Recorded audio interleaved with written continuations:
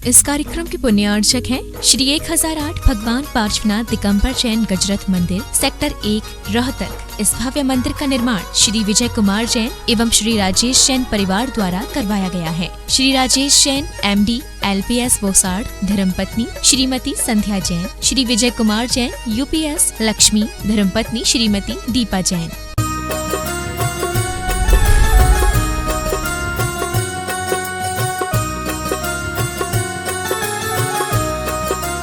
बोले देवादिदेव श्री आदिनाथ भगवान की जय जय जय। बोले श्री चंदा प्रभु भगवान की जय जय जय। बोले देवादिदेव चिंतामणि पार्श्वनाथ भगवान की। दोनों हाथ उठाएंगे। बोले संत शिरोमणि गुरुवराचार्य श्री विद्यासागर जी महाराज की।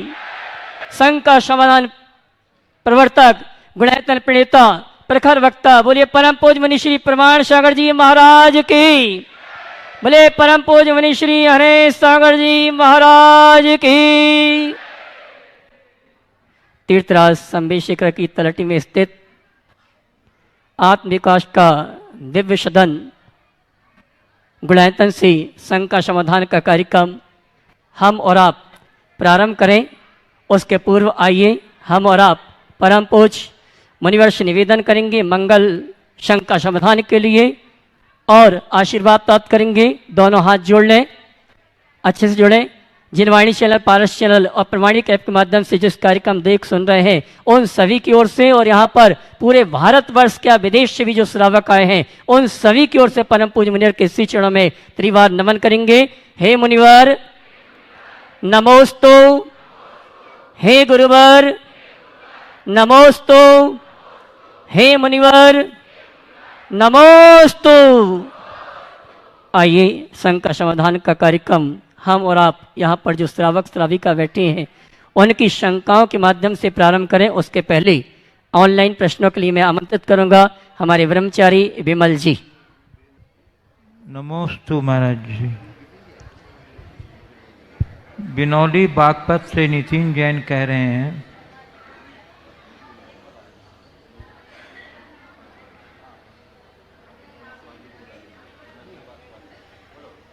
महाराज श्री किसी ने सच ही कहा है कि मकान अगर रोड पर हो तो उसकी बहुत कीमत होती है, खेत अगर रोड पर हो तो उसकी भी बहुत कीमत होती है, लेकिन आदमी अगर रोड पर हो तो उसकी कोई कीमत नहीं होती।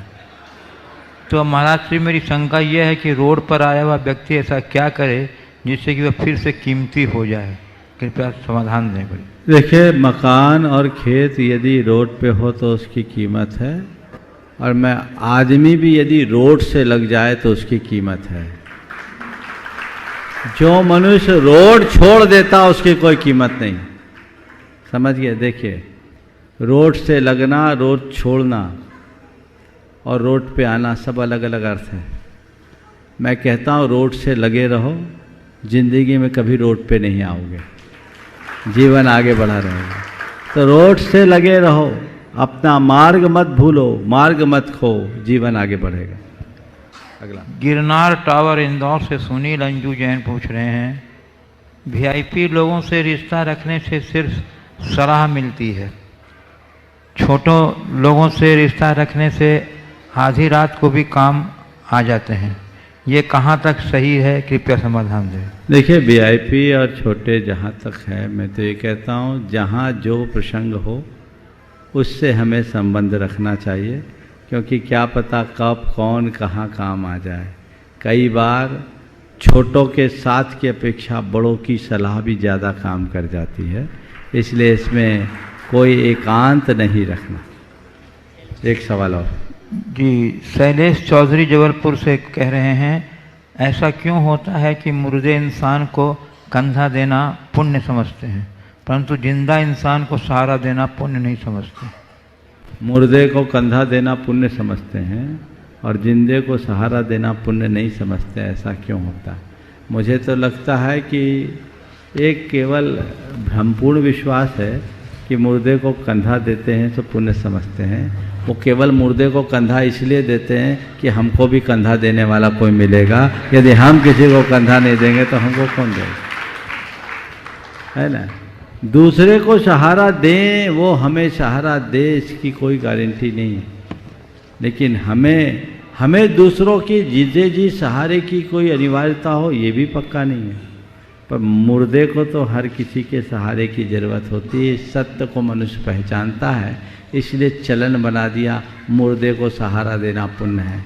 जिस दिन तुम ये समझ लोगे कि कल मुझे भी किसी की सहारे की ज़रूरत पड़ेगी, तुम हर व्यक्ति को सहारा देने के लिए तत्पर हो जाओगे और जीवन का पथ प्रशस्त हो जाएगा। और आइए हम और आप यहाँ पर जो उपस्थित श्रावक श्राविका हैं उनकी शंकाओं के माध्यम से शंका समाधान के कार्यक्रम को गति प्रदान करें। उसके पूर्व मैं उन सुधी श्रावकों के नामों की घोषणा करूंगा जिन्होंने गुणायतन का अवलोकन करके गुणायतन से जुड़ने का सौभाग्य प्राप्त किया है। कमल कुमार जैन की बेटी दीपाली जैन जो विदेश में रहती हैं, बेटी के जन्मदिन सोरजू, उनके जन्मदिन के उपलक्ष्य पर निर्माण मित्र के रूप में जुड़ने का सौभाग्य प्राप्त किया। जोरदार ताली बजाकर सम्मान करें।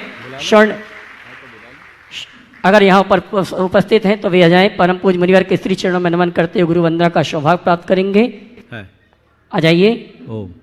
और इसी क्रम में स्वर्ण दान देकर मैं आमंत्रित करूंगा कमल कुमारी जैन की बेटी दीपाली जैन, उनके बेटे के जन्मदिन के उपलक्ष्य में निर्माण मित्र से जुड़ने का सौभाग्य प्राप्त किया है। आएंगे, परम पूज्य मुनिवर के श्री चरणों में नमन करते हुए गुरु वंदना का सौभाग्य प्राप्त करेंगे। और इनके सम्मान के लिए मैं आमंत्रित करूंगा श्रीमती शकुन दीदी सागर आ जावे। और इसी क्रम में इस जिनालय के वेदिकाओं के लिए और अन्य कार्यों के लिए श्रवणदान देने की घोषणा जिन्होंने की है, मैं चाहूंगा जब उनके नामों की घोषणा हो तो आपकी ताली अनुमोदना के लिए जरूर बजनी चाहिए। सुमन सिंगई धर्मपत्नी कुंदन लाल सिंगई शाहपुर सागर, सुषमा जैन आनंद कुमार जैन खुरई सागर, ऋषभ अनीता गौरव जैन उदयपुर, कुसुम जैन राजेंद्र कुमार जैन दिल्ली। इन्होंने स्वर्ण दिन देकर वेदी आदि में स्वर्ण कार्य के लिए सहयोग प्रदान किया है। निर्माण निधि के लिए जिन्होंने सौभाग्य प्राप्त किया है श्रीमती नेहा जैन IAS, श्रीमती कांता देवी जैन न्यू दिल्ली, विमल कुमार अनिल कुमार चांदवाड़, ललित रोमिल अक्षत चांदवाड़ विदिशा, श्रीमती पुष्पा स्वप्निल जैन श्री परिवार भोपाल और श्री धर्मचंद जी जैन दमोह। और आइए त्यागी वृत्ति भोजन व्यवस्था के लिए जिन्होंने सहयोग प्रदान किया श्री मनहर भाई कालिदास शाह, श्रीमती कोकिलाबेन मनहर भाई शाह न्यूयॉर्क अमेरिका। ताली बजा के इनका सम्मान करें। इन्होंने 1,11,000 रुपये की राशि त्यागी वृत्ति भोजन व्यवस्था के लिए प्रदान की है। बहुत बहुत धन्यवाद। और आइए इसी क्रम में सूत्रधार के रूप में जिन्होंने जुड़ने का सौभाग्य प्राप्त किया है मैं सम्मान सहित आमंत्रित करूंगा। वे आएंगे, परम पूज्य मुनिवर के श्री चरण में नमन करते हुए गुरुवंदना का सौभाग्य प्राप्त करेंगे। और उनके सम्मान के लिए राजेश जी भारिल जी तैयार रहेंगे। श्री जयवीर, श्रीमती सुनीता शशांक जतिन जैन इटावा जिन्होंने सूत्रधार के रूप में जुड़ने का सौभाग्य प्राप्त किया, आपकी तालियां बजनी चाहिए। और इनके सम्मान के लिए मैं आमंत्रित करूंगा राजेश जी भारिल भोपाल, राजेश जी भारिल, राजीव जी भारिल शिरोमणि संरक्षक और गुणायतन ट्रस्टी आ जाएं। और इसी क्रम में मैं आमंत्रित करूंगा जिन्होंने सूत्रधार के रूप में जुड़ने का सौभाग्य प्राप्त किया है पीयूष, रश्मि, रजत, मोना, श्रुति, नकुल सहारनपुर। वे आएंगे, परम पूज्य मुनिवर के श्री चरण मनन करते हुए गुरु वंदना का सौभाग्य प्राप्त करेंगे। और उनके सम्मान के लिए मैं आमंत्रित करूंगा रोहित सुगंधी परिवार भोपाल, राजेश श्वेता गुणायतन ट्रस्टी भोपाल, ये दोनों आएंगे हमारे सम्मानी सूत्रधार पीयूष, रश्मि, रजत, मोना, श्रुति, नकुल सहारनपुर। इनके सम्मान का कार्यक्रम संपन्न करेंगे। और आइए आज एक बिटिया हमारे बीच आई है जिसने परम पूज्य मुनिवर के आशीर्वाद से यहाँ अपना जन्मदिन मनाया और आज अपने पूरे परिवार के साथ गणधर वलय महामंडल विधान संपन्न किया है। मैं आमंत्रित करूंगा अहली तरुण अनुपमा दुर्गापुर शिरोमणि संरक्षक पीयूष जी, रश्मि, रजत, मोना, श्रुति, नकुल सहारनपुर। इनके सम्मान के लिए मैं आमंत्रित कर रहा हूँ रोहित सुगंधी, राजेश श्वेता भोपाल। और मैं ये कहना चाहूँगा हमारे गुणायतन के शिवपुर साहब श्रीमान सुनील जी सहारनपुर, उनके शालिशाह परिवार हैं, जोरदार ताली बजाकर उनका सम्मान करें।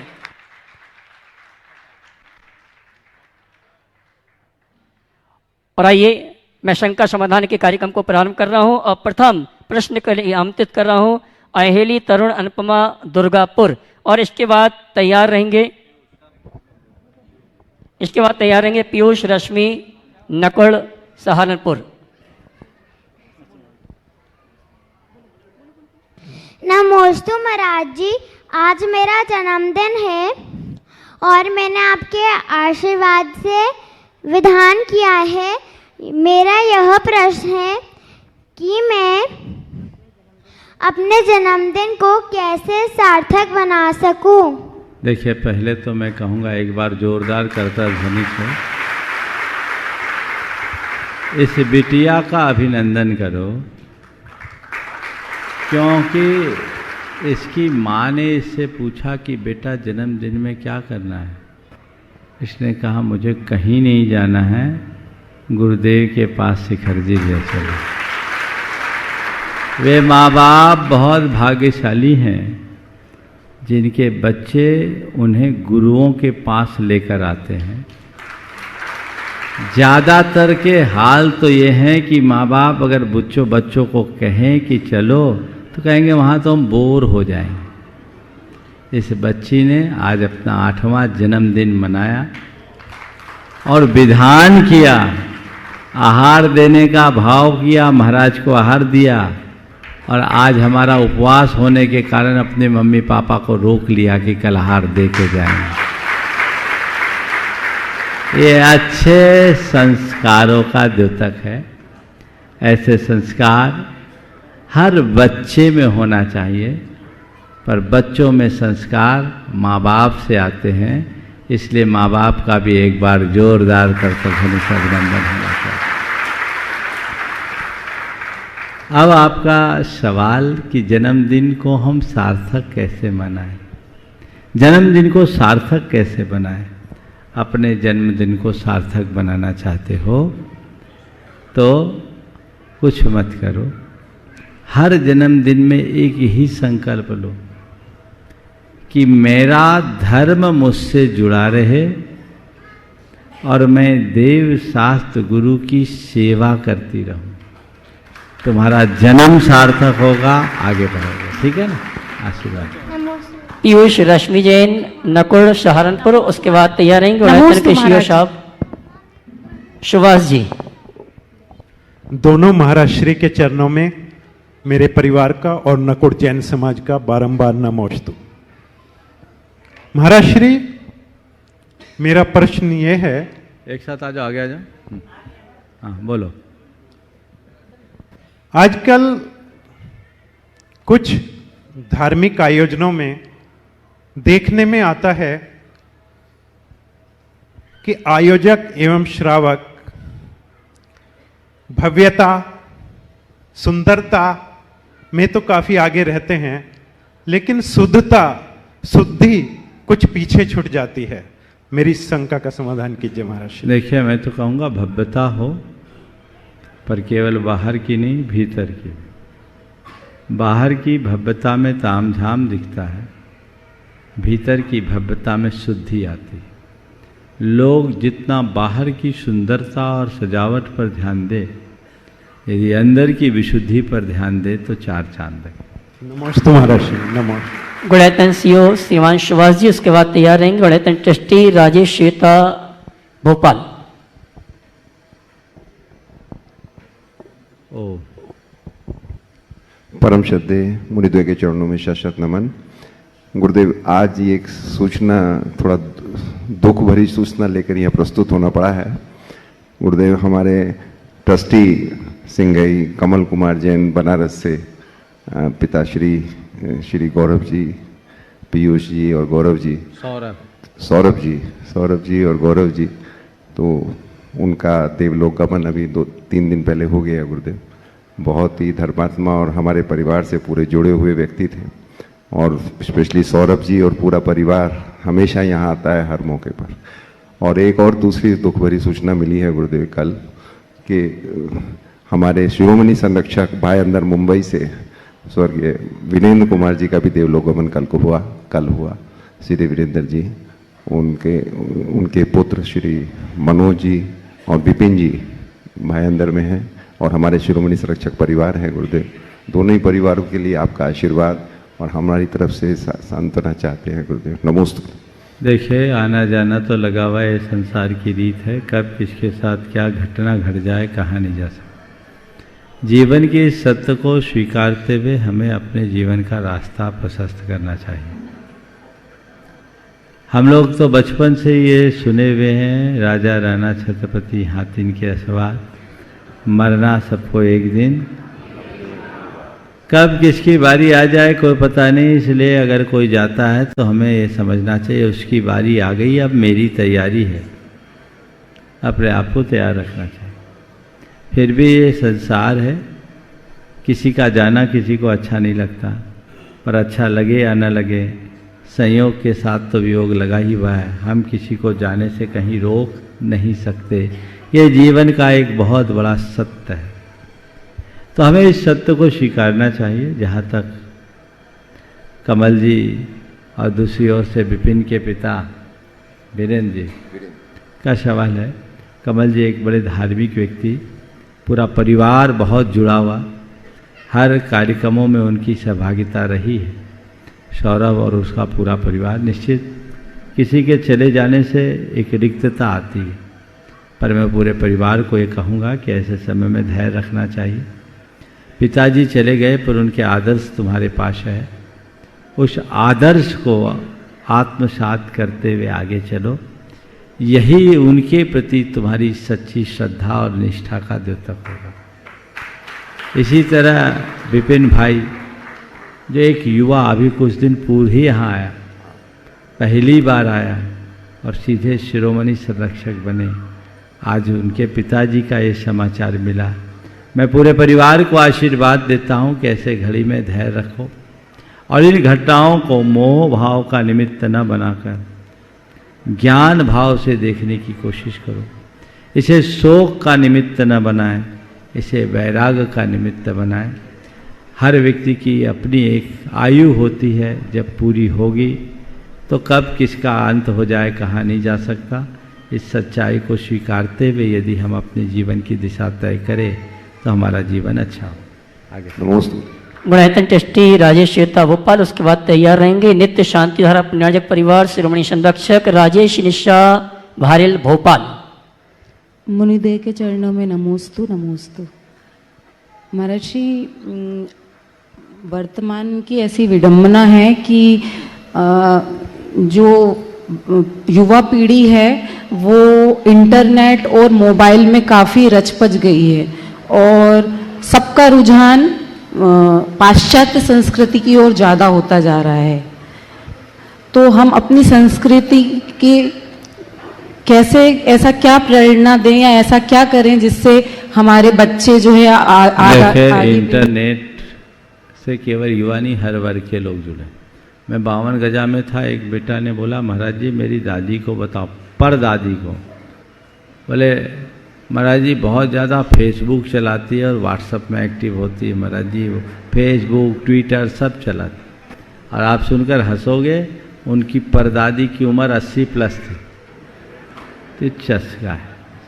मैं कहता हूँ इंटरनेट का निषेध करना ठीक नहीं, उसका औचित्य कितना ये बोध कराना जरूरी है। अगर हम बच्चों में प्रारंभ से औचित्य का बोध कराएं तो ये दुविधाएं दूर हो सकती। राजेश निशा भारेल भोपाल, और उसके बाद तैयार रहेंगे रोहित सुगंधीलाल परिवार। गुरुवर के चरणों में नमोस्तु नमोस्तु नमोस्तु। गुरुवर, बचपन में मेरे माँ बाप मुझे छोड़कर चले गए। माँ तो मैं बहुत छोटा था तभी चली गई थी, पिताजी भी चले गए। मैं सक्षम नहीं था, उनको यात्रा नहीं करा पाया। मैं जानना चाहता हूँ कि आज जितने भी लोग मेरे साथ यात्रा में आए, मुझे पता है कई यात्रियों को बहुत सारी असुविधा भी हुई है और हो रही होगी, तो मैं जानना चाहता हूँ गुरुदेव कि ऐसा तो नहीं है मुझे ये यात्रा कराने से कोई पाप बंद हो रहा हो। देखो बहुत अच्छी बात है, आप अपने माता पिता को यात्रा भले न करा पाए, पर अपने आचरण और व्यवहार से माता पिता का गौरव बढ़ा रहे हो, ये एक अच्छे पुत्र की पहचान है। आपने अच्छे मन से सभी की यात्राएं कराई। यात्रा कराने का भाव सबका रहना चाहिए। त्रुटियां तो होती रहती है, बनती बदलती है, इनको नज़रअंदाज करिए।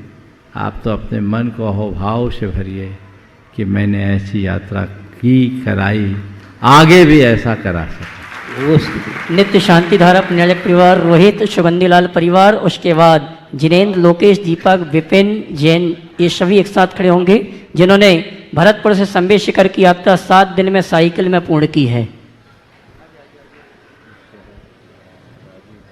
गुरुदेव के चरणों में बारंबार नमोस्तु। पूरे भोपाल गणायतन परिवार का, भोपाल जैन समाज का, मेरे परिवार का पूरे। गुरुदेव आज मेरे साथ मेरी भांजी है इंदौर में, IIT IIM आस्था, इसके हस्बैंड हैं, ये भी IIT IIM, दोनों ही काफ़ी एजुकेटेड और बहुत ज़्यादा अच्छी पोस्ट पे हैं। क्योंकि जैन समाज से अमित जी, अक्षत जी अभी नए नए जुड़े हैं हमसे, इनके कुछ प्रश्न हैं, ये बोलने में थोड़ा संकुचित हो रहे हैं कि को दो माइक। IIT IIM किया संकोच, क्या सवाल करूं? जी महाराज जी, मेरा नाम अक्षत है। मैं जानना चाहता था, जैसे किसी ने इंटरनेट के बारे में भी पूछा था, तो आजकल बहुत सारी चीज़ें हैं डिस्ट्रैक्ट करने के लिए, मन को एकाग्र रखने में बहुत दिक्कत होती है, तो उसके लिए क्या करना चाहिए? मैंने अभी बताया ना कि डिस्ट्रैक्शन के रास्ते तो बहुत है, कई चीज़ें डिस्ट्रैक्ट करेगी, पर हमारे सामने हमारा लक्ष्य होना चाहिए और ये समझना चाहिए कि क्या मेरे लिए उचित है, क्या अनुचित है। अभी आप जब ये सवाल कर रहे हैं तो बहुत सारे विचार आपके मन में आए, और आपने सब विचारों को दरकिनार करके जो आपको उचित लगा आपने वही सवाल किया। इसी तरह जब मनुष्य के मन में औचित्य का बोध हो जाता तो बाकी सब चीज़ें अलग अलग हो जाती। हम सोचे कि मुझे कोई ऐसा निमित्त न मिले कि डिस्ट्रैक्ट ना हो, या असंभव। कैसा भी निमित्त मिले मुझे डिस्ट्रैक्ट नहीं होना, ये हम प्रयास करेंगे तो हमारा रास्ता ठीक होगा। जिनेन्द्र, लोकेश, दीपक, विनीत उसके बाद तैयार रहेंगे। गणायतन ट्रस्टी राजीव भारिल, भोपाल। गुरुदेव एक छोटा सा प्रश्न है बस। बोलो। तारीखें दे दो, लक्ष्य बना लें। पंच कल्याणक की तारीखें दे दो, लक्ष्य बहुत सुंदर। एक बार तो मैं चाहूँगा कि रोहित के आप जोरदार करतल ध्वनि से स्वागत करें। ये भोपाल के गुणायतन के, आजा राजीव तुम भी आ जाओ साथ में। वहाँ एक बड़ी सशक्त टीम है और ये सारे युवा टीम बहुत तत्परता के साथ लगे हुए हैं और अभी से कमर कसे हुए हैं कि गुणायतन के पंचकलाने की तारीख मिल जाए तो अभी इससे हम लोग लग जाएं। बिल्कुल कमर कस के रखो, बस सिग्नल मिलते ही दौड़ जाना। आशीर्वाद। गुरुवर नमोस्तु। राजीव भारिल, भोपाल, गणायतन ट्रस्टी उसके बाद तैयार रहेंगे भरतपुर से संबे शिखर की। पहले भरतपुर वाले आ जाओ, पहले भरतपुर वाले आ जाए। जोरदार ताली बजाकर इनका सम्मान करें। देखिए, इन लोगों ने भरतपुर से यहाँ तक की पूरी यात्रा साइकिल से की है और 7 दिनों में तीनों भाई यहाँ आए हैं। एक बार जोरदार करतल ध्वनि से इनका स्वागत करना चाहिए और ऐसे लोगों का सम्मान भी कमेटी को करना चाहिए। आ जाइए डब्बू, एनएल जैन आ जाइए। डब्बू भैया, एनएल जैन साहब, सुनील जी, ये सभी आएंगे। हमारे सम्मानी युवा साथियों का सम्मान का कार्यक्रम संपन्न करेंगे। सवाल कीजिए अपना। मैं महाराज जी को प्रणाम करता हूँ। मैं अजैन हूँ और मेरी ये शंका है, मैं 2 साल से चातुर्मास कर रहा हूँ और मैं 4-4 महीने आलू नहीं खा रहा हूँ। तो मैं आपसे एक मार्गदर्शन चाहता हूँ, क्या मैं सही कर रहा हूँ? बिल्कुल, जितना तप त्याग कर रहे हैं वो तो अच्छा ही है। और इन्होंने देखो, जिनेन तो जैन कुल में जन्म लिए, पर ये लोग कर्मणा जैन हैं और वहाँ से यहाँ तक आए हैं। मुझे पक्का विश्वास है संबे शिखर की वंदना करने के बाद तुम्हारे भीतर और बहुत अच्छा घटेगा। एक बार जोरदार करतल ध्वनि से करें। तीनों का अलग सम्मान करें, तीनों का। और तैयार है राजीव राज, भोपाल, गणायतन ट्रस्टी, अगले प्रश्न के लिए। आइए राजीव राज। राजीव माइक ले लो। हाँ राजीव, सवाल करो। नमस्ते महाराज।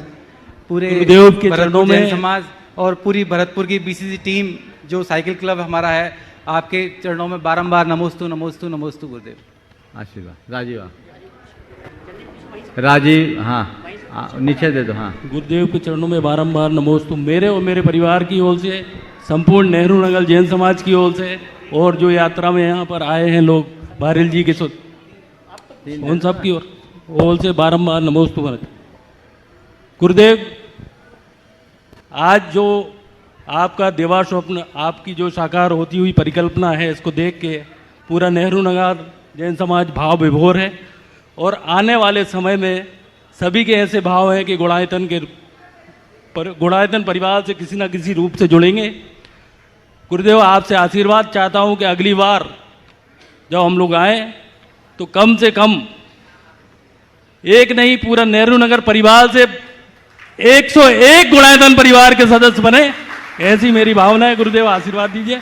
मेरा एक क्वेश्चन था महाराज जी, एक परिवार में 3 पुत्र होते हैं, कोई अधिक प्रगति करता है, कोई कम प्रगति करता है और कोई बहुत पीछे रह जाता है, तो ऐसा क्या कारण?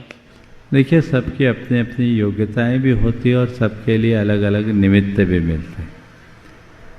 मैं एक ऐसे परिवार को जानता हूँ जिसमें एक आर्यिका है, एक मुनि है और 2 भाई ऐसे जिनका 3 बार जिला बदल हो गया। अब आप सोचो क्या होगा। तो ये अलग अलग जीव के अलग अलग परिणाम होते हैं, जिसको जैसा निमित्त मिल जाए वो भी उसमें काम करता है। चीज़ों को उसी तरीके से देख कर समझ करके चलना चाहिए। या ये आपको चलना है, हमने कहा असक्षम को ले जाओ, तो उन्होंने कहा ये विद्यासागर जी का युग है, जैन लोग अब अक्षम नहीं रहे, सब सक्षम हैं, सब सक्षम हैं। तो गुरुवर हमको ये बताइए कि अब हमारा क्या कर्तव्य है कि राजेश जी के प्रति करें? राजेश तुम्हें यात्रा करने के ले आए, वो यहाँ लाने के आप पुण्य उनने कमाया, यहाँ आकर तुम इतना लगा दो कि यहाँ से जाकर पुण्य लेकर जाओ। जय हो, नमस्ते। जितने आए हो ना, अभी तो दूसरों के टिकट से आए, अपना लगाओ तो अपना पाओ। समझ गए ना? एक मिनट पूरी बात हो जाने दो, एक मिनट पूरी हो जाने दो। समझ गए? ये परंपरा और ये भाव बनाओ, आज ये लेकर आए हैं, कल हम भी लेकर के जाएंगे। एक बात, एक सलाह आप सबको दूंगा, जब भी कोई धार्मिक आयोजन होता है, लोग बहुत लोगों को उसमें सम्मिलित करते हैं, आप लोग सम्मिलित भी हो जाते हैं, पर हमें उसमें अपनी शक्ति का उत्कृष्टतम लगाने का भाव रखना चाहिए। अगर ये बीज बोते रहोगे तो पीढ़ियां फल खाएगी। समझ गए? इसलिए इसमें कभी कोताही मत करना। गुरुवर, आपको मैं विश्वास दिलाना चाहता हूँ, 225 लोग नेहरू नगर से आए हैं, महिला पुरुष मिलके, और उसमें करीब 105 पुरुष लोग हैं, उनका परिवार भी है, और 99% का सहयोग गुणायतन के लिए कल आपके समूह बहुत सुंदर मैं रखूंगा। आपका आशीर्वाद सबके लिए चाहिए। बहुत बहुत आशीर्वाद। दर्शना जैन, प्रतिभास्थली, जबलपुर। नमोस्तु महर्षि, नमोस्तु महर्षि, नमोस्तु महर्षि। महर्षि, मेरा ये क्वेश्चन है कि आचेशी का एक स्टेटमेंट है, अप्रभावना ना करना ही प्रभावना है। हम यंगस्टर इसको कैसे फॉलो कर सकते हैं? भाई, ये ध्यान रखो अपनी प्रवृत्तियों में, इस बात का सदैव स्मरण रखो कि मेरे द्वारा कोई गलत कार्य ना हो जिससे मेरे परिवार पर, मेरे गुरु पर और मेरे धर्म पर कोई उंगली उठाए। ये सावधानी हमें हमेशा रखनी चाहिए। पवन जैन, कन्नौज और महावीर सेवा दल घनसौर इसके बाद तैयार रहेंगे। नमोस्तु भगवान, नमोस्तु महाराज जी, नमोस्तु गुरुदेव। महाराज जी, हम कन्नौज नेमावर के पास स्थित है, वहाँ से आए हैं, और कन्नौज समाज की ओर से भी आपको बारंबार नमस्ते नमस्ते। महाराज जी, हमारी शंका ये है कि हमारे जब मंदिर जी में पहले 9 पाषाण की मूर्तियाँ थीं, मतलब मूल नायक भगवान के अतिरिक्त, उनको हम साधारण बेदी जी में विराजमान थी, लेकिन अब हमने चांदी के सिंहासन लाके उन पर विराजमान करी है। अब थोड़ा सा कंजेस्टेड हो गया, हम रोजाना उनको पहले गीले कपड़े से प्रक्षालन करके सूखे से करते थे, लेकिन अब हम कर नहीं पा रहे, सूखे से ही करते हैं हम रोजाना। तो आज हमको शंका है कि कहीं इससे दोष तो नहीं लग रहा है। देखिए, अगर धातु की प्रतिमा है तो उसका गीला सूखा दोनों अनिवार्य है। पाषाण की प्रतिमा को आप सूखे से भी प्रक्षाल कर सकते हैं। चलिए, नमस्ते गुरुदेव। महावीर सेवा दल घनसौर, उसके बाद अमित जैन, गाजियाबाद, इंदिरापुरम। महाराज श्री सकल दिगंबर जैन समाज घनसौर और महावीर सेवा दल घनसौर की ओर से बारंबार नमोस्तु नमोस्तु नमोस्तु। महाराज श्री, हमारे घनसौर नगर में 100 घर हैं, लेकिन सभी का लगाव मतलब धर्म से नहीं है, और इसके लिए अभी निर्णय सगा महाराज जी आए थे कुछ देर के लिए, तो उनके आशीर्वाद से एक पाठशाला चालू हुई है, जिसमें लगभग 20 साल की उम्र से लेके 75 साल तक के महिलाएं और मतलब जेंट्स भी बैठते हैं। महाराज जी, उससे थोड़ा थोड़ा सा ज्ञान तो बढ़ रहा है, पर उसके अलावा और ऐसा क्या करें कि उसमें भी ज़्यादा लोग आएँ और समाज मतलब धर्म के प्रति भी थोड़ा सा लोगों का लगाव बढ़े। इन लोगों के लिए अभी धर्म का काम छोड़कर सामाजिक कार्यक्रमों को आगे बढ़ाकर पहले अपने समूह को मजबूत बनाओ। सामाजिक कार्यों में सभी की रुचि रहती और सामाजिक कार्यों से जब जुड़ जाए तो फिर धीरे धीरे उनको धार्मिकता से जोड़ो, सब जुड़ जाएंगे। ओम। महाराज जी, एक मेरी माँ 3 प्रतिमाधारी हैं, उनका स्वास्थ्य बीच में बहुत खराब हो गया था, तो उनको अंग्रेजी दवाई लेनी पड़ी है, तो उसका आप निवारण करने, उसका प्रायश्चित क्या है? उन्हें प्रायश्चित गुरु से लेना है। शंका समाधान प्रायश्चित का मंच नहीं है। आगे चलो। अमित जैन गाजियाबाद इंदिरापुरम, उसके बाद तैयार रहेंगे श्री परिवार भोपाल की श्राविकाएं। नमोस्तु महाराज श्री। मेरी शंका ये है कि हम 3 तरह की लाइफ, एक ही दिन में 3 तरह की लाइफ में रहते हैं। एक ऑफिस में रहते हैं, फिर समाज में रहते हैं और एक घर में रहते हैं, और तीनों में अलग अलग तरीके से अपने आप को एडजस्ट करना पड़ता है। ऑफिस के अंदर बॉस भी हैं और सबऑर्डिनेट भी हैं, तो जब बॉस डांटता है तो अच्छा नहीं लगता, पर कई बार अपने सबऑर्डिनेट को डांटना पड़ता है। अब लेकिन वो घर में नहीं कर सकते और समाज में फिर अलग तरीके से व्यवहार करना पड़ता है। अब तीनों जगह जब सामंजस्य बिठाने की कोशिश करते हैं तो दिमाग कंफ्यूज हो जाता है कि कौन सा अपनी व्यवहार सही है, तो बड़ा कंफ्यूजन सा रहता है इस चीज़ में। महाराज जी समाधान कीजिए। कोई मूवी देखते हो? हाँ देखते हैं महाराज। एक्टर्स के एक्टिंग को देखते हो? हाँ जी। वो क्या करते हैं? जो रोल होता है, हाँ जी, उसी की तरह एक्टिंग करते हैं और सबको रियल फील होता है। होता है? हाँ जी। क्यों? क्योंकि उनको पता है ये मेरी एक्टिंग है। समझिए? सही बात। बस यही हर व्यक्ति के साथ होना चाहिए। जीवन में जो कुछ भी करो उसे केवल एक एक्टिंग मार करके करो। ऑफिस में ऑफिस जैसे रहो, घर में घर जैसे रहो, और समाज में समाज जैसे रहो, और मंदिर में भगवान के भक्त जैसे रहो। समझ गए? ऑफिस को घर में मत आने दो, घर ऑफिस में मत जाने दो। अपना जो कुछ भी है मेरी एक भूमिका है, ओ मेरी एक भूमिका है और मैं उस भूमिका को निभा रहा हूँ। बस इतनी सोच लेकर के चलो तो कठिनाई नहीं होगी। जब तुम ऑफिस में हो तो एक अच्छे एडमिनिस्ट्रेटर हो, तुम्हारा बॉस है तो उसकी झिड़क भी सुननी होगी। बिल्कुल सहज भाव से सुनो, क्योंकि मैंने गलती की है और उनको ये राइट है कि मुझे झिड़के। लेकिन जब अपने सबऑर्डिनेट की कोई गलती उस समय झिड़कने का प्रसंग आए तो थोड़ा ध्यान रखो कि जैसी बॉस की झाड़ मुझे लगती है और मुझे बुरी लगती है, वैसी झाड़ मैं अपने सबऑर्डिनेट को न दूँ। ये चीज़ किया जा सकता है। इसी तरह घर परिवार में है तो घर परिवार में एक जिम्मेदार व्यक्ति की तरह जियो। घर की जिम्मेदारियों और जवाबदेहियों का अच्छे से पालन करें, उसे अच्छे से निभाए।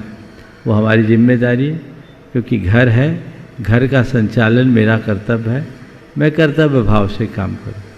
समाज, मेरे जीवन के निर्माण में समाज का बहुत बड़ा कंट्रीब्यूशन है, तो मुझे समाज को भी अपना कुछ कंट्रीब्यूशन देना चाहिए और सामाजिक संहिताओं का अनुपालन करते हुए मुझे जीना है। यदि इतनी बातें हम ध्यान में रखेंगे तो सब चीज़ें हमारे जीवन में सहज घटित हो जाए। नमस्ते महाराज। श्री परिवार भोपाल, उसके बाद तैयार रहेंगे रीतू मनीष पहाड़िया कलकत्ता। नमस्ते महाराज जी, मेरा प्रश्न है कलयुग में अंत कब होगा? हाँ, कलयुग का अंत कब होगा? क्यों चिंता कर रही है? अभी देर है। चलो आगे। रीतू मनीष पहाड़िया कलकत्ता।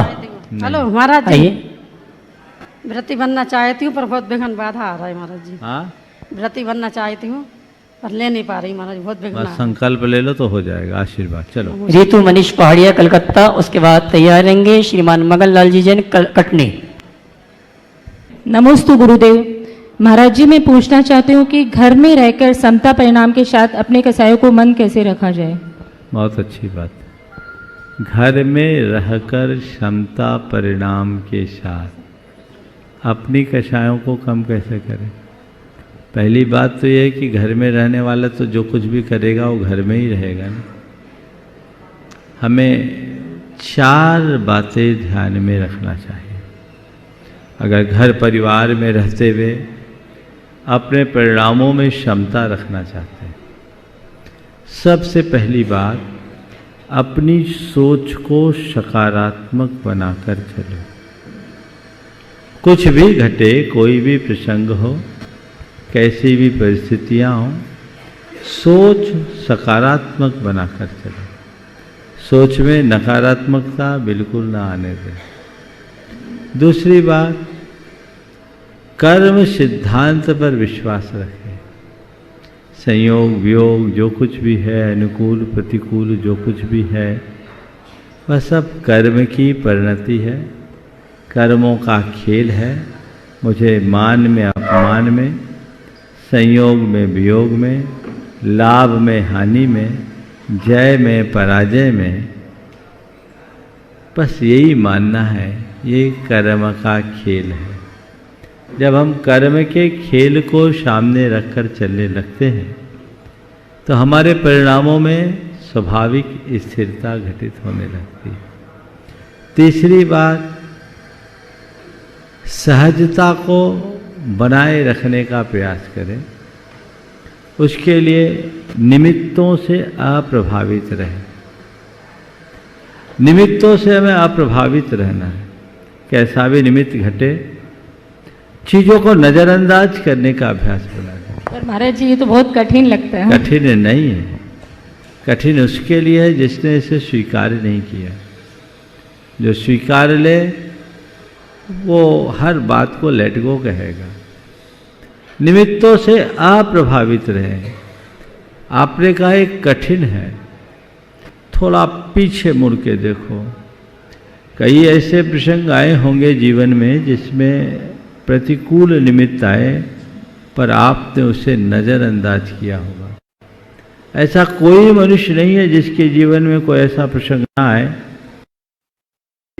आए और उसे उसने नज़रअंदाज न किया हो। हाँ, मानता हूँ ज़्यादातर प्रतिकूल निमित्तों से व्यक्ति विचलित होता है, लेकिन कई स्थितियाँ ऐसी भी होती है जहाँ व्यक्ति अपने आप को तटस्थ भी बनाए रखता है।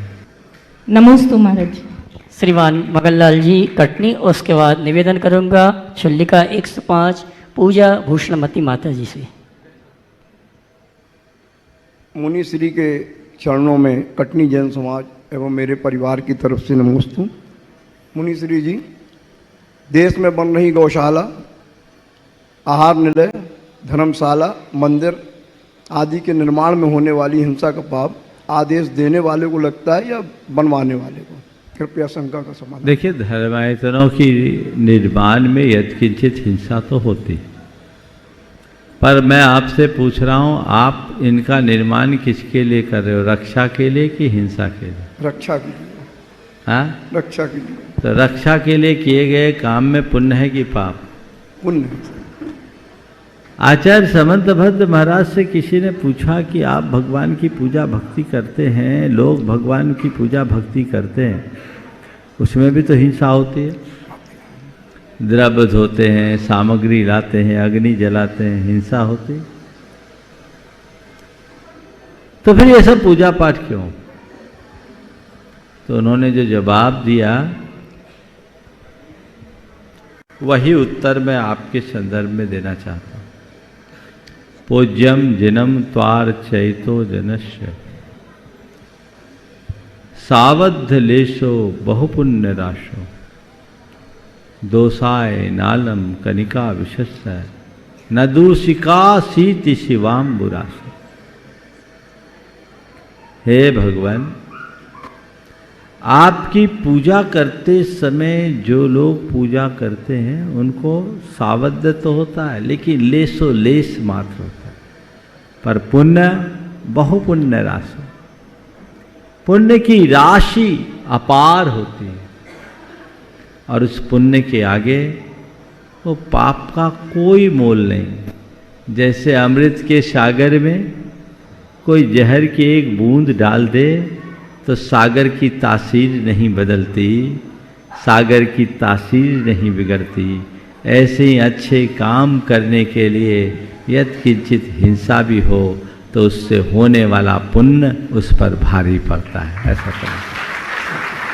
छुल्लिका 105 पूजा भूषणमती माता जी, इसके बाद तैयार रहेंगी आकांशु सुविशाल जयपुर। माइक, हाँ माइक पहुँचाएं भैया।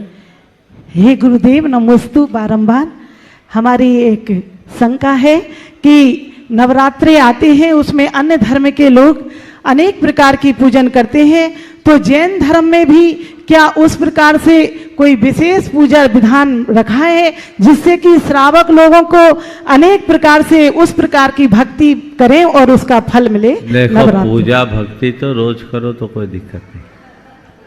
पूजा भक्ति में क्या दिक्कत है? हमारे यहाँ तो रोज पूजा भक्ति करने का विधान है, उसका निषेध नहीं।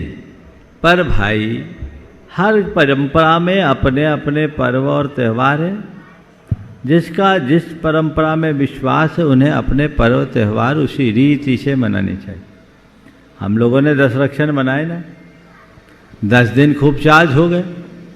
अब जिनको नवरात्रि पर विश्वास है, जिनकी मान्यता वो नवरात्रि करे।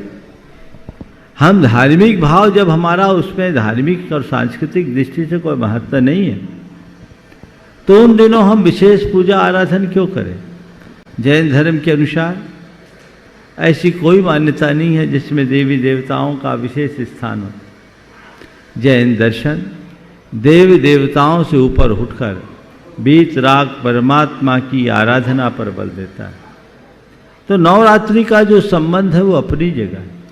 जब वो बात जैन धर्म की मूलभूत मान्यता से मेल नहीं खाती तो फिर हम नवरात्रि के नाम पर अलग से कार्यक्रम करें, ये बात सुसंगत प्रतीत नहीं हो, क्योंकि इसका साइड इफेक्ट दूसरा होगा। हमारी पीढ़ियाँ यही समझेगी कि जो नवरात्रि है उसका ये जैनी रूप है, तो उनके अंदर भ्रांतियाँ होंगी। हाँ, इन दिनों छुट्टियाँ होती और छुट्टियों का लाभ लेने के लिए यदि कोई धार्मिक आयोजन किया जाए तो उसमें मैं कोई बुराई नहीं मानता, क्योंकि हमें जब अवसर मिले धर्म का कार्य करना चाहिए। लेकिन नवरात्रि के उपलक्ष्य में ये गलत। और इसी नवरात्रि के समय में आपने सवाल किया है तो इस मुद्दे को भी मैं टच कर लेना चाहता हूँ। आजकल गरबा रास का चलन बहुत तेजी से बढ़ा है और बड़े बड़े कार्यक्रम होने लगे हैं बृहद पैमाने पर। पहले तो ये गुजरात तक सीमित था, अब मीडिया के प्रभाव से पूरे देश में हो गया है। लोग जाने लगे हैं। गरबा में हमारी लोक संस्कृति प्रकट होती है। उस दृष्टि से मैं एक सांस्कृतिक कार्यक्रम की दृष्टि से निषेध नहीं करता, लोग आनंद उत्सव मनाएं, लेकिन ये गरबा रास के कारण जो मर्यादाएं टूट रही है उस पर सभी को ध्यान देना चाहिए। सर्वेक्षण कहते हैं नवरात्रि के 2-3 माह बाद सर्वाधिक गर्भपात होते हैं। स्त्री पुरुषों का समूह में देर रात तक इस तरह के कार्यक्रमों में रुचि लेना, इस तरह के कार्य करना महान अनर्थकारी है। इनसे बचना चाहिए और इस तरह के कार्यक्रमों को धर्म के नाम पर प्रोत्साहित नहीं करना चाहिए। यद्यपि गरबा एक भक्ति का रास था, लेकिन आज भक्ति का तत्व तो छिटक करके दूर चला गया और ये मौज मस्ती का एक साधन बन गया। ये सब कुपरंपराएं हैं, विकृतियां हैं, पूरी तरह से हमारी संस्कृति के साथ खिलवाड़ है। हमें ऐसे कृत्यों को प्रोत्साहित नहीं करना चाहिए, इन्हें रोकना चाहिए। कुछ जगह लोगों ने अपने समाज के बैनर तले समाज के लोगों के लिए गरबा करना शुरू करा दिया ताकि हमारे लोग अपने तक ही रहे, लेकिन ये सब चीज़ें विचारणीय हैं। हमें हर किसी कार्य का अनुकरण नहीं करना चाहिए। हमारे लिए वही अनुकरणीय है जो हमारी धार्मिक, सांस्कृतिक और सामाजिक चेतना के अनुरूप हो। जो उसके विरुद्ध हो उन कार्यों से हमें सुरक्षित दूरी रखनी चाहिए। आकांशु श्री शाह जयपुर, उसके बाद तैयार रहेंगी गुणायतन ट्रस्टी अर्चना अशित वेनाडा कोलकाता। समस्त जयपुर और आरोग्य भारती परिवार की तरफ से महाराज के चरणों में नमोस्तु नमोस्तु नमोस्तु। महाराज, एक जिज्ञासा थी। हम बोलते हैं कि हम सर्वनीय काल में हैं, हम और उसकी तरफ बढ़ रहे हैं, लेकिन अगर हम देखें तो सुख सुविधाएं बढ़ रही है, युद्ध का भय खत्म हो गया है, कई चीज़ें एडवांस हो गई हैं। हम लोग ऑस्ट्रेलिया रहते हैं, वहाँ पे भी धर्म का प्रभाव बढ़ रहा है। आज NRI पाठशाला के थ्रू और कई चीज़ों के थ्रू हम बच्चों को भी धर्म दे पा रहे हैं। तो फिर हम ऐसा कैसे कहते हैं कि मतलब हम पतन की तरफ जा रहे हैं? देखो, बात बिल्कुल सही है और तुम्हारी बात का समर्थन करते हुए मैं कहूँगा कि अभी हम स्वर्ण युग में जी रहे हैं। क्यों जी रहे हैं? क्योंकि ये आचार्य विद्यासागर का युग है। इस युग में धर्म सुलभ हुआ, धर्म के प्रति जागरूकता आई। आज से 200-300 वर्ष पहले तक देश की स्थिति बड़ी भयानक अराजक थी। उस युग में मंदिर तोड़े जाते थे। वर्तमान का युग ऐसा है जहां मंदिर बनाए जा रहे हैं। ये स्वर्ण युग है ना? लेकिन अब तुम्हारे सवाल के दूसरे पहलू को देखो। सुविधाएं बढ़ी, संसाधन बढ़े, पर शांति, बोलो माइक पे बोलो, कम हो गई महाराज साहब। अब बताओ हमारा इष्ट क्या है, सुविधा या शांति? शांति। फिर इसे हम प्रगति कहें या प्रतिगति? प्रतिगति। विकास कहें या विनाश? विनाश।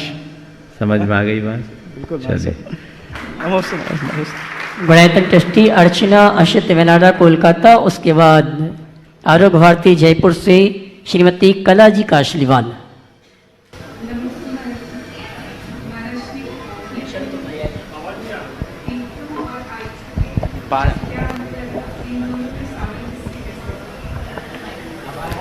ओ, इन्होंने पूछा है EQ और IQ में क्या अंतर है? EQ यानी इमोशनल कॉस्ट, IQ यानी इंटेलेक्ट कॉस्ट। अगर दूसरे शब्दों में कहें तो भावना और बुद्धि में क्या संबंध है?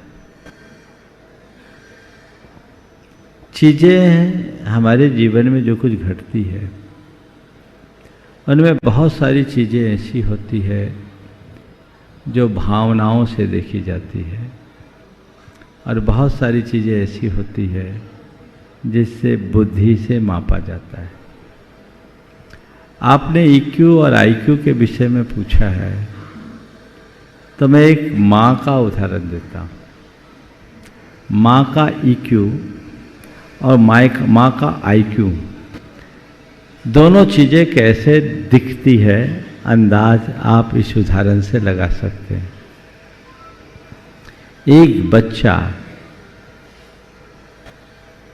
डरा घबराया हुआ माँ के गोद में आता है।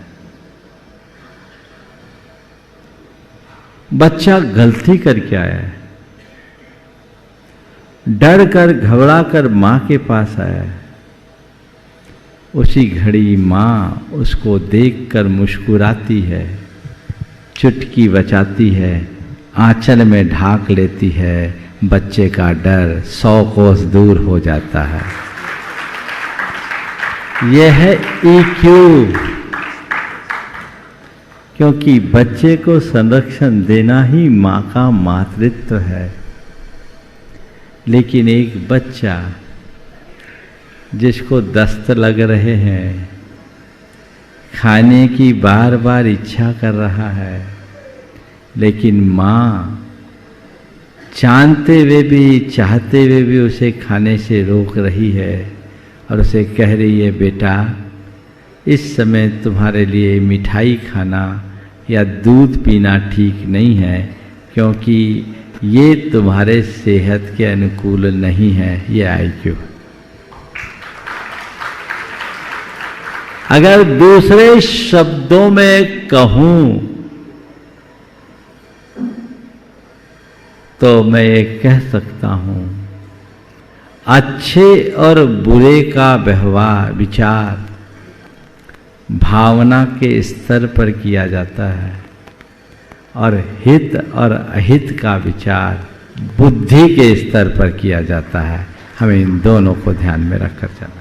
नमस्ते मैडम जी। श्रीमती कला जी का आशीर्वाद आरोग्य भारती जयपुर। उसके बाद तैयार रहेंगे शिरोमणि संरक्षक राजेश निशा भारेल भोपाल। नमोस्तु महाराज, नमोस्तु नमोस्तु नमोस्तु। महाराज आपसे ये प्रश्न पूछना चाहती है। ये बोलो।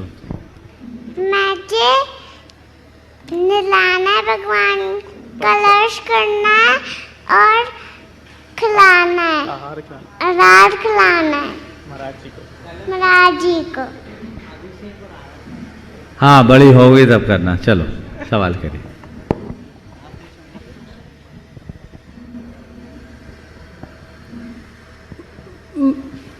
महाराज आज मैं आपकी आज्ञा का पालन नहीं कर सकी। पहली बार आपने कहा था 12 बजे कार्य बंद करके 2:30 बजे शुरू करना, जिसका नतीजा यह हुआ कि 5:30 बजे मेरे मन को दुखी करके मुझे फिर खाने के लिए जाना पड़ा 5:15 बजे, क्योंकि लोगों ने फिर भी कहा कि आप हमको देख के जाइए। तो मेरा मन दुखी हुआ कि मैं उनको छोड़ के जा रही हूँ, तो मुझे ऐसे में क्या करना चाहिए? अगर लोगों की तरफ देखोगे तो दूसरे दिन देखने ही लायक नहीं बचो।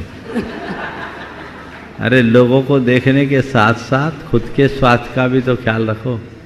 भोजन के लिए अगर आप अपने पास समय नहीं निकाल पाए तो फिर कैसे कर पाएंगे? जितने भी लोग हैं जो दूर दूर से भी आते हैं, वे कम से कम समय का तो ख्याल रखें और एक टाइम शेड्यूल हो, उस शेड्यूल के अनुरूप कार्य करें। देखिए, बहुत बहुत आशीर्वाद।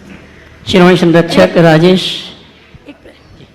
एक बात और पूछना चाहूँगी महाराज साहब से कि आजकल जो हमारा पहनावा हो गया, मैं तो सारे ही स्टूडेंट्स जितने मेरे पास आते हैं या जितनी भी महिलाएं पुरुष जो भी आते हैं, सारे लोग जीन्स पहन के आते हैं, जबकि हमारे चिकित्सा क्षेत्र में तो जीन्स पहन के आने से हमें बहुत तकलीफ होती है उनको देखने में। दूसरा, फटे हुए कपड़े पहन के आते हैं, जिसको कि एक ज़माने में कहा जाता था कि कंगाली की निशानी है ये। तो क्या ये ठीक है हम लोगों के लिए, एक सुदृढ़ परिवार के लिए, कि बच्चे फटे हुए कपड़े पहने? देखिए, आजकल का जो पहनाव है ना, वो तन ढकने के लिए नहीं, तन दिखाने के लिए दिखता है। मैं तो लोगों से पूछता हूँ, आप कपड़े पहनते किस लिए हो? शरीर को ढांकने के लिए या शरीर को दिखाने के लिए? व्यक्ति यदि इन बातों पर थोड़ा ध्यान दे तो ज़्यादा कुछ कहने की आवश्यकता शेष नहीं रही। दुष्यंत कुमार की ये 2 पंक्तियाँ आज के संदर्भ में मुझे प्रासंगिक लग रही। जिस्म परवाहों में ढक जाते थे पहरावों में, जिस्म परवाहों में ढक जाते थे पहरावों में, जिस्म नंगी नजर आने लगी, ये तो हद है। व्यक्ति को खुद से सोचना चाहिए कि मेरा पहनाव क्या है। जवाहरलाल नेहरू कहा करते थे, किसी विदेशी के पास तुम सूट पहन करके जाओगे तो वो तुमसे अच्छा पहन कर आ जाएगा, पर तुम धोती कुर्ता या चूड़ीदार पैजामा और कुर्ता पहनोगे और सिर में पगड़ी लगा कर जाओगे तो वो तुम्हारा साफा पहन करके जाओगे तो तुम्हारा मुकाबला नहीं कर पाएगा। उनके जीवन का एक प्रसंग है, मुझे किसी ने सुनाया कि किसी मित्र से वो मिले, उनकी धोती की कांच पीछे से ढीली थी और सामने वाला सूटेड बूटेड था। उसने उनकी कांच को पकड़कर पूछा, व्हाट इज दिस? पलट कर उसकी टाई को पकड़कर पूछे व्हाट इज दिस। जैसे पूछा टाई को व्हाट इज दिस, तो उनने कहा this is my neck tie, तो उनने कहा this is my back tie.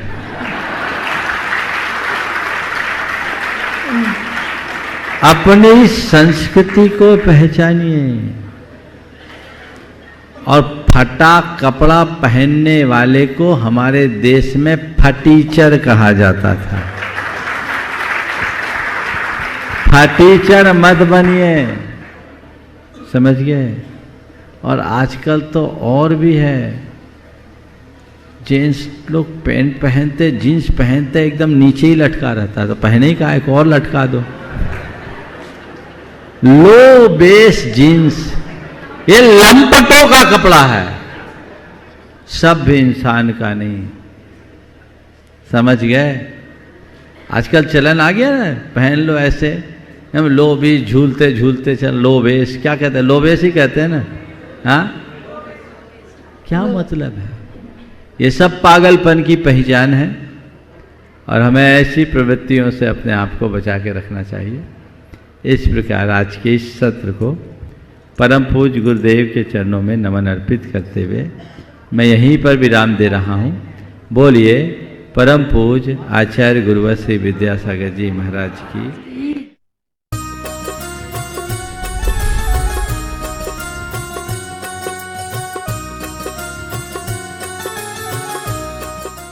इस कार्यक्रम के पुण्यार्चक थे श्री 1008 भगवान पार्श्वनाथ दिगंबर जैन गजरत मंदिर, सेक्टर 1 रोहतक। इस भव्य मंदिर का निर्माण श्री विजय कुमार जैन एवं श्री राजेश जैन परिवार द्वारा करवाया गया है। श्री राजेश जैन MD LPS बोसाड़, धर्मपत्नी श्रीमती संध्या जैन, श्री विजय कुमार जैन UPS लक्ष्मी, धर्मपत्नी श्रीमती दीपा जैन।